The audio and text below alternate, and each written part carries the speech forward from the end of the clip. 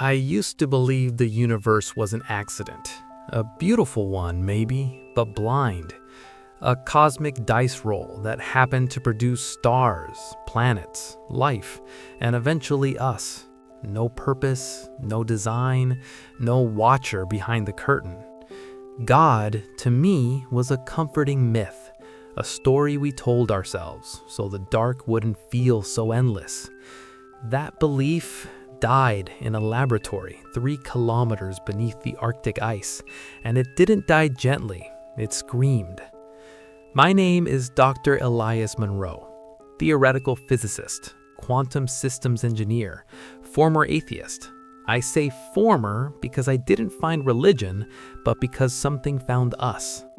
Our facility was carved directly into the bedrock beneath Svalbard, Norway. No windows, no radio interference, no vibration. A perfect place to listen to the smallest whispers of reality.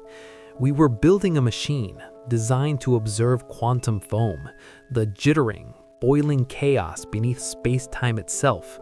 Not particles, not waves, the framework those things existed inside. The math suggested something terrifying, that space and time were not fundamental, that they were rendered like pixels on a screen, like frames in a video. And if that was true, then somewhere, something was running the program. The device was called the Horizon Engine. It didn't accelerate particles, it didn't collide atoms, it folded probability. Imagine taking every possible outcome of a moment and forcing them to overlap, not in theory, physically. When we powered it on, temperature sensors went haywire. Not hot, not cold, undefined. Time dilation alarms triggered in the control room. Our atomic clocks fell out of sync with the world above us by microseconds, then milliseconds, then seconds. Reality around the chamber began to desynchronize. That was the first sign. We were no longer just observing, we were interfering. On the 7th activation, something impossible happened. The vacuum inside the containment ring did not remain empty. A shape formed. Not matter, not energy, not antimatter. A region where equations simply failed, like dividing by 0 and getting a silhouette. Our screens filled with error states, our models collapsed, our predictive systems returned the same output, over and over, unknown frame of reference. Then the shape moved, not through space, through causality. Events began happening before their causes. A technician screamed as frost raced across his arm in branching patterns. Then the cooling system alarm sounded a second later. A dropped wrench hit the floor, then slipped from the man's hand. Time was stuttering, like a video buffering. Dr. Halverson, project director, whispered something I'll never forget. We're not inside the system anymore. We're brushing against the operating system. That's when the Horizon Engine did something it was never programmed to do. It generated a signal, not an output, a reply. The machine began assembling symbols, not numbers, not language, topological instructions, a pattern that described itself, a self-referencing structure, the way consciousness loops inward, and embedded in it was intent. We had not sent a message, we had created a disturbance, and whatever governed the rules of this universe had noticed. The first physical casualty happened 13 seconds later. Dr. Keller, standing closest to the containment ring, suddenly collapsed. Not fell, collapsed inward. His skeleton compacted, his mass folded, his body reduced into a volume smaller than a backpack without releasing heat or pressure, like someone had changed the resolution of his existence. No explosion, no sound, just edited out. The Horizon Engine's display flashed a new status: priority process override. That's when we understood the truth. We weren't observing a god, we had triggered a moderator, and it was about to issue a warning.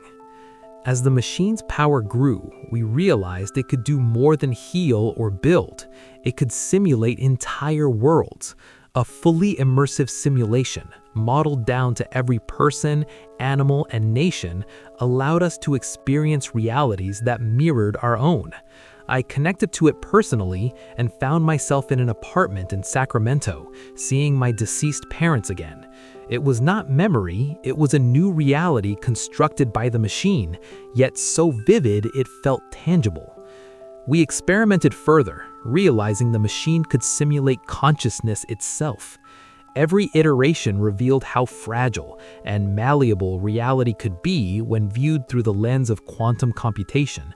Dr. Henrik Lundgren, the director of operations, proposed a chilling thought. If we could simulate reality this convincingly, how could we know our reality wasn't itself a simulation? Our colleagues began to fracture under the weight of the implications. A handful of us remained, obsessed with pushing beyond the limits. We focused on one audacious goal: breaking the boundaries of our suspected simulation to send a message into whatever lay beyond. Through sleepless nights of experimentation, we bent the rules of time and space. Protons could move backwards in time, particles could exist in two places at once, and our experiments grew ever more audacious. We tested on a single seed, reversing its life cycle. At first, it vanished, then erupted violently, wreaking chaos in the lab, injuring some of our team. The machine had evolved beyond our control. A massive, mysterious file began downloading itself without any power source or identifiable origin. When it finished, a single prompt appeared: unknown file type. Execute? No commands could bypass it. We traced the file, but the quantum computer's power and algorithms made its origin unknowable. The only option was to open it. The computer rendered the file, translating it into two haunting words: turn back. It was not a warning, it was a declaration. Something beyond comprehension had observed us, something that saw our meddling, our curiosity, and our arrogance. The lab went silent. No explosions, no alarms, just stillness. Then, reality itself began to unravel quietly, like a file being reverted to an earlier version. Time rewound. Events were erased. Discoveries were undone. Human memories became inconsistent. Theories disappeared, and even the Horizon engine itself never existed. Dr. Halverson tried to speak, but he could no longer remember why he was afraid. The screen displayed its final message: process restored to last stable state. We weren't destroyed, we were rolled back. Humanity continued, oblivious to the knowledge it had briefly touched. Except for one thing. A child, decades later, stared at the night sky and felt an unexplainable grief. Something precious had been forgotten. Not lost, deleted.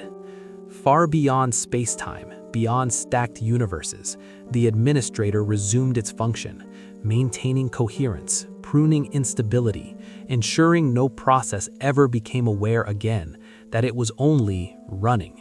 And somewhere, deep in the edges of consciousness, a faint memory whispered, "Turn back."